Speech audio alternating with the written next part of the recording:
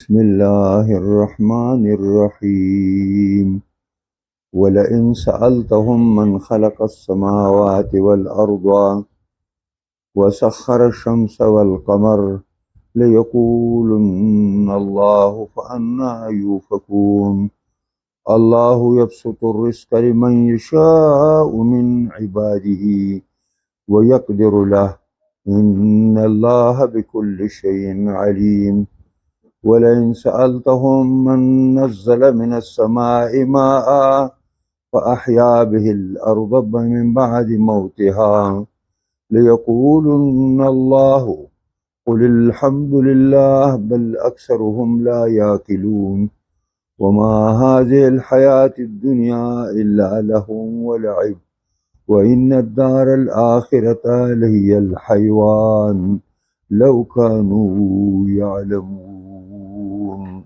صدق الله مولانا العظیم. دیتا د قرآن په اصطلاح کې دلایل اعترافیه وایي. هغه دلایل چې ستا مخالفین مني تاسو دا ټیک دي. نو چې دا ټیک دي نو بیا ولې نه منئ خبره؟ نو صرف عناد او تکبر مجبوره کړي دي نو بس نه مني. نور دلایل مني دا ټول مني. یعنی د دې مطلب دا دی چې د الله خالقیت د الله رازقیت دا مني خو د الله تعالی الهیت یوازې نه مني. یعنی معبود او عبادت څنګه چې د الله کوي داسې ورسره غیر الله. نو که تپوس یې وکړي چې دا مخلوق چا پیدا کړی؟ ټول الله پیدا کړي. د اسمانونو او ځمکې دا چا پیدا کړي؟ الله پیدا. نور او سپوږمۍ چا مطابق کړي؟ الله پیدا کړي. ښه دا باران څوک د اسمان نه کوي؟ دا الله کوي. په دې باندې دا واښه او فصلونه څوک راوباسي؟ الله کوي. ښه چې دا ټول الله کوي نو عبادت به د الله کېږي که د بل چا به کېږي؟ عبادت به د الله کېږي. بل چا څه حق دی چې دا د عبادت وشي؟ نو دې ته دلایل اعترافیه وایي. ستا خصم او مقابل تاسو مني او د هغې باوجود عمل نه کوي. ولئن سألتهم قسم دی که تپوس وکړي د دې مشرکانو نه. دا ضمیر دی هم کې مشرکانو ته راجع دی. که د دې مشرکو نه تپوس وکړي چې من خلق السماوات والارض چا پیدا کړي دي دا لوی اسمانونه او دا لوی ځمکې؟ د دې خالق څوک دی؟ او دا تپوس دې وکړي چې کوم دی هغه ذات وسخر الشمس والقمر چې تابع کړي دا دومره کره شمس او دا دومره کره قمر دا یې تابع کړي دي او دا یې په کار لګیا کړي دي او دا پر خپل کار کې نه کمی کوي نه په دې کې سستی کوي او نه دې نه انکار کوي. نو که دوی نه دا تپوس وکړي چې د ټولو خالق څوک دی نو دوی سره څه جواب نشته سوا دې نه چې دا به وایي لیقولن الله لیقولن الله. دوی وایي الله. خامخا به دوی دا جواب درکوي تا ته چې الله خالق د اسمانونو د ځمکو او مسخر د نور او سپوږمۍ الله دی. نو چې تا خالقیت د الله ومانه او مدبریت د الله دی ومانه چې مدبر اومغه دی نو فانا یوفکون. پس کم طرف ته دا مشرکان واړولی شو؟ د دې حق نه کم طرف ته لاړل؟ د الله د یووالي نه کم طرف ته لاړل؟ الله یبسط الرزق لمن یشاء من عباده ویقدر له ان الله بكل شيء علیم. الله پراخه کوي روزی لرا لمن یشاء چاته چې د الله خوښه شي من عباده د خپلو بندګانو نه ويقدر له او په اندازه کوي او په ناپ کوي الله پاک روزی لرا چاته چې د الله تعالی خوښ شي. ان الله بكل شيء عليم، یقینا الله په هر څه باندې پوهه دی. نو په دې باندې هم پوهه دی چې چاله روزي ډیره ورکول پکار دي او چاله روزي کم ورکول پکار دي. په دې باندې هم الله تعالی پوهه دی. نو بسط کلاوالی ته وایي. نو الله یبسطو، الله کلاوالی راولي، پراخي راولي، الرزق پر رزق دی. چاله بسیار رزق ورکی، بی حساب و بی کتاب ولا ورکی او ډیر ولا ورکی. چاله لمن یشاء، څوک چې د الله خوښ شي من عباده د خپل بندګانو نه، نو ډیر روزي ولا ورکی. او همدغه الله دی ويقدر له، چاته چې د الله خوښ شي نو روزي ورته په اندازه کې او په ناپي کې ورته. دا معنا نه ده چې روزي به ولا نه ورکوي. روزي الله تعالی هر چاله ورکوي او دا الله په ځان باندې لازمه کړې ده 12 سپاره کې چې وما من دابة في الارض الا على الله رزقها. داسې زنده سر پر ځمکه نشته مګر روزي په الله لیکلې شوې ده. د دې وجې نه الله تعالی کفارو ته هم روزي ورکوي، زمونږ او ستاسو نه ورته زیاته ورکوي. حالانکه د الله دشمنان دي، د الله دین دشمنان دي، د هر حق او صداقت دشمنان دي، بیا هم له روزي ورکوي. خو چې پیدا کړی مې د روزي به نه ورکوم، نو دا الله د ټولو خالق دی. نو وایي چې اندازه کوي الله. دا هم د مشرکانو د هغه تمسخر او د هغه استهزاء جواب دی چې مسلمانانو ته په مکه معظمه کې وایي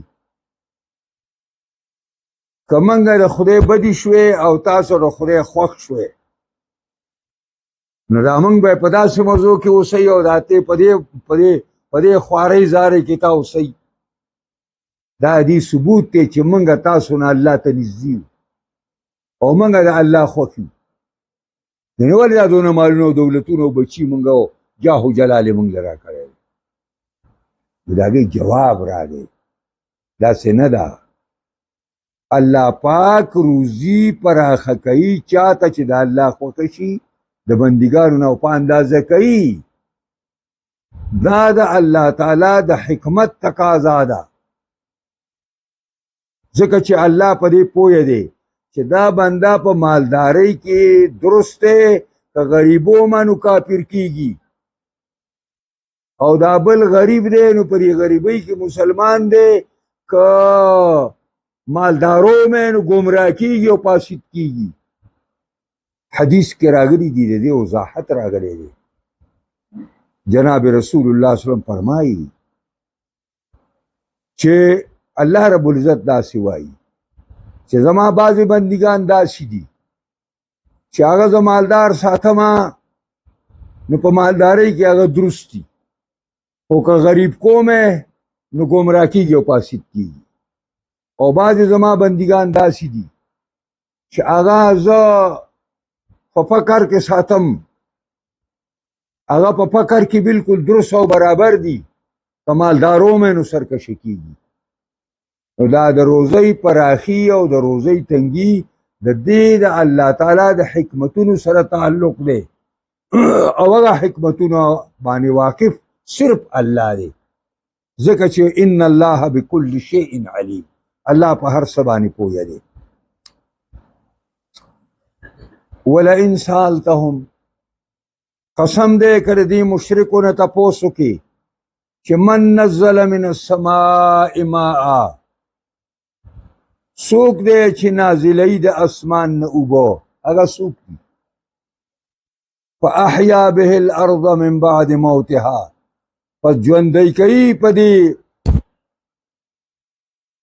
اوبو باندې ځمکې لره من بعد موتها، پس د اوچوبې او د اوچوالي او د مرګ د ځمکې نه، د ځمکې مرګ د ځمکې اوچوالی چې په ځمکه باندې قحط راشي او سوکالي او باران پې نه کېږي او سوکړه راشي نو دکې ته ځمکې مرګ وایي. نو که ته تپوس وکړې چې دا باران څوک د اسمان نه کوي او دا ځمکه په هغې باندې څوک ژوندی کوي او دا قسمه قسم فصلونه، قسمه قسم واښه، قسمه قسم ونې، قسمه قسم ځنګلې، دا پې را زرغونې، دا څوک کوي دا ټول کار؟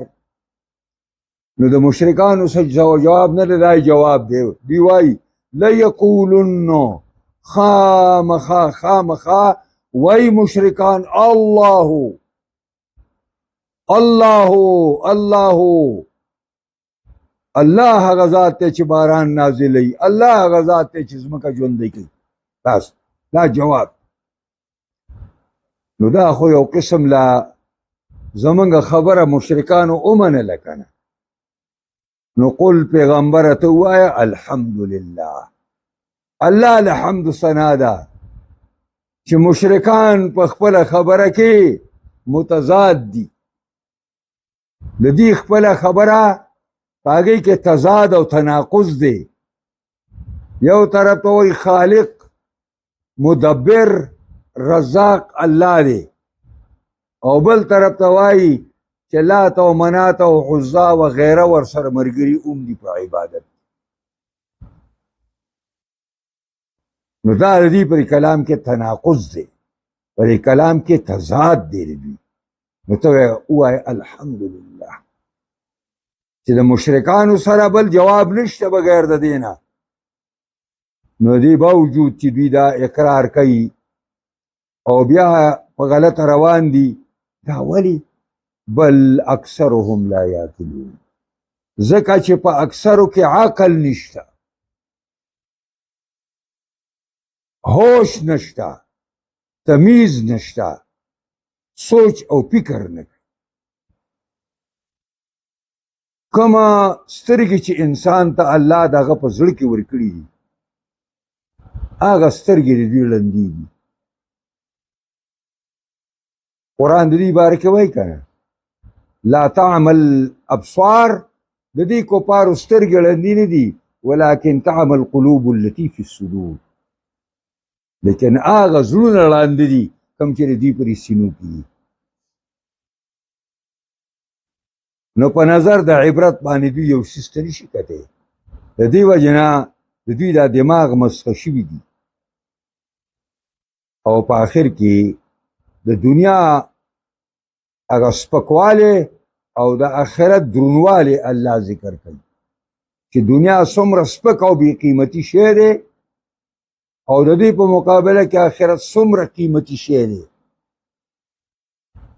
ځکه چې دنیا پانی ده، ډېره زر ختمېدونکې ده، یا دا یار ترې روان دی او یا یار ژوندی دی، د دنیا ترې روانه ده، او آخرت د همیشه والي کور دی.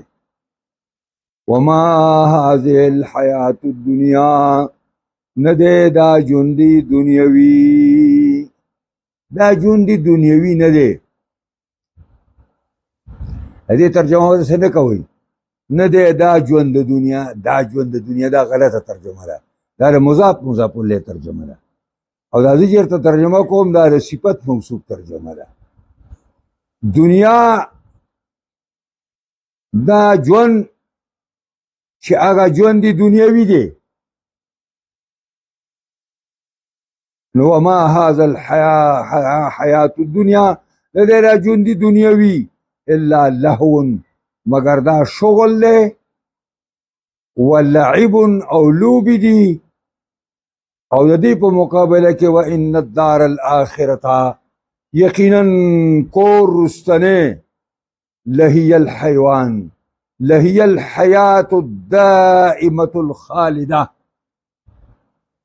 لهي الحياة الكاملة الدائمة، دا یقینا هغه ژوند کامل او ژوند همیشه دی. لو كانوا يعلمون، کاش کې دا خلک په دې پوهېدی چې دنیا پانی ده او آخرت باقی دی. دنیا ختمېدونکې ده او آخرت به نه ختمېږي. نو حیات ژوند ته وایي او دنیا دا دنیا ده نو دا موږ او تاسو پکې اوسېږو د دې ژوند دنیوي په دې دنیا کې حیثیت د لهوې دی لهوه څه ته وایي لهوه دې ته وایي سمجھا لکه لهوه دې ته وایي چې ما یتلذذ به ما یتلذذ به ما یتلذذ به ساعتا چې یو ساعت په سړی خوند حاصلوي ویهویه او یو ساعت په سړی ځان مشغوله کوي دې ته لهوه وایي د ګپ شپ خبرې د ګپ شپ کارونه با د دې ژوند د دنیا مثال د لهوې دی چې سړی یو ساعت په یو شي باندې خوند حاصلوي او په هغې یو ساعت ځان مشغولوي او بیا دغسې پرېږدي ولعبنا او دا ژوند دنیایي په دې دنیا کې لوبې دي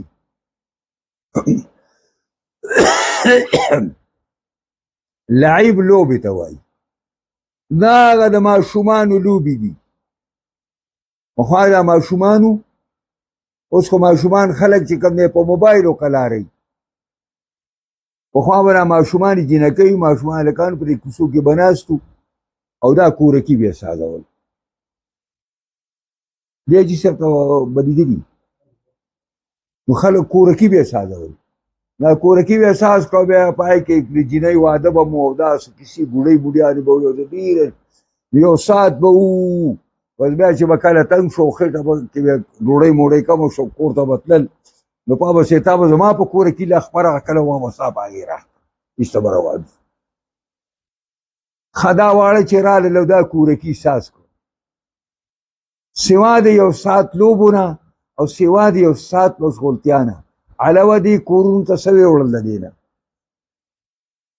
ټک مثال قرآن د دنیا د ژوند ورکړی دی د دنیا د ژوند دا د وړو لوبې دي یو ساعت کورکی سازوي او بل ساعت یې خپره کاږي ایسته رواني او کور ته تېرېدو پیسو فایده نیسي دا لعب دی و یحیی علیه السلام پسې واړه راله وړو ورته وویل وړوکی دی یحیی علیه السلام چې یحیی راځه چې لوبو له ځو نو پیغمبران پیدایشي لحاظ ډېر زیرک او هوښیار خلک هغه ورته وایي ما للعب خلقنا وړو موږ د لوبو لپاره نه یو پیدا شوي موږ د لوبو لپاره نه پیدا شوي زموږ واړه اوس د لوبو لپاره پیدا دي انګریز ولا د لوبو نه علاوه بل شی نه دی ورکړی او دا بالونه دي او دا یو شی دی دا بل شی دی دا بل شی او بیا له قسمه قسم نمونه ایښي او هغه له یو ډېر لوی دغه ورکوي یو دا د پلاني سکول به پلاني سکول سره مقابله کوي او دا به بیا چارسده ته ځي او بیا به چې کوم دی پېښور ته ځي او بیا به اسلام آباد ته ځي او دا مقابلې ټکه د دنیا ژوند دی او روان دی او خلک پکې تباه و برباد دی وان الدار الاخره یقینا کور رستنې یعنی کور د آخرت لهی الحیوان لهیا خامخا دا کور رستنې او ژوند په دې کور رستنې کې الحیوان هغه ژوند دی کامله خالده دی د حیوان اصل کې حییان دی دا مصدر دی حییان نو بیا هغه دویمه یې په و باندې بدله شوې ده د هغه قیدې مطابق چې دوه مثلین راشي نو یو به ترېنه بدلو یا یو به ترېنه حذف کوو دلته دوه یېګانې راغلې وي او دوه مثلین عرب ګران ګڼي په ځان باندې نو هغه یا بدلوي او یا یې حذف کوي نو دلته هغه دویمه یې په و بدله شوه نو د حییان نه حیوان ساز شو او دا د حیات نه دی او حیات حرکت ته ویل کېږي. نو ژوند هم د حرکت واله ژوند او د مزو ژوند دا د آخرت دی چې په جنت کې به هلته چکرې وهي او هلته به چکرې وهي او هلته به چکرې وهي. او مبعد خدای دې نه کړي چې موږ جهنم ته لاړو نو په صندقانو کې او په پیپونو کې به هم بندوي. هلته به جیلي په شان دي په زنځیرونو کې پراته وي. نو د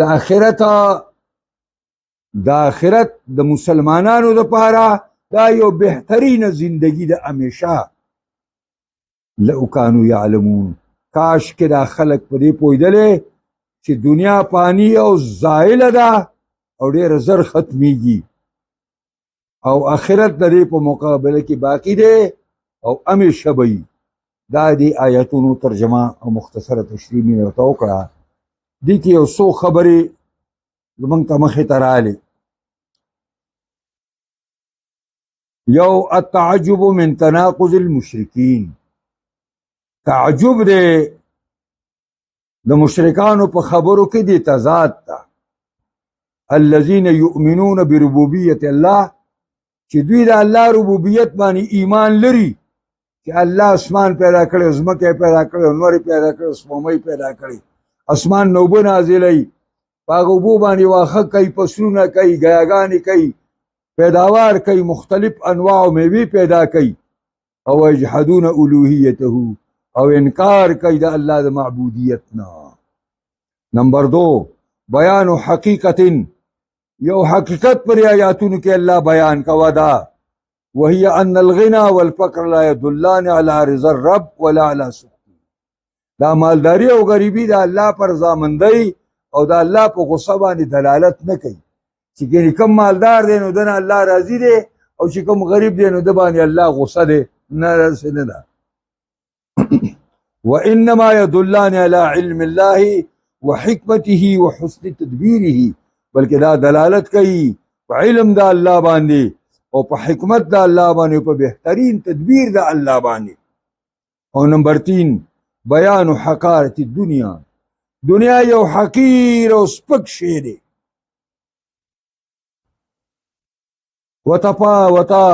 وتهاپت، او دا یو پړسېدلی شی دی لکه دا مږه چې مړی شړ سي وپړسېږي. یو پړسېدلی شی ډېر بد سړي ته لګي ده، دا طافح دی. او عظمت الاخره، او د هغې په مقابله کې لویوالی د آخرت، وعلو قیمتها، او چتوالی د قیمت د دې آخرت دا څومره دی. فلهذا احمق الناس واشدهم سفاحة من يعمى عن الاخره ويكفر بها ويبصر الدنيا ويؤمن بها. د دې وجې نه لوی بېوقوف د خلکو نه او ډېر سخه بېوقوف د خلکو نه هغه سړی دی چې د آخرت نړون شي او په آخرت کفر وکړي او دنیا پسې دی ګوري ورته او ایمان راوړي په دنیا باندې. دا انتهایی بېوقوفه انسان دی په دنیا کې. موږ لوی دانشور دی، پلانې لوی دانشور دی، پلانې لوی دانشور دی، داسې پیچډي کړې ده خبرې،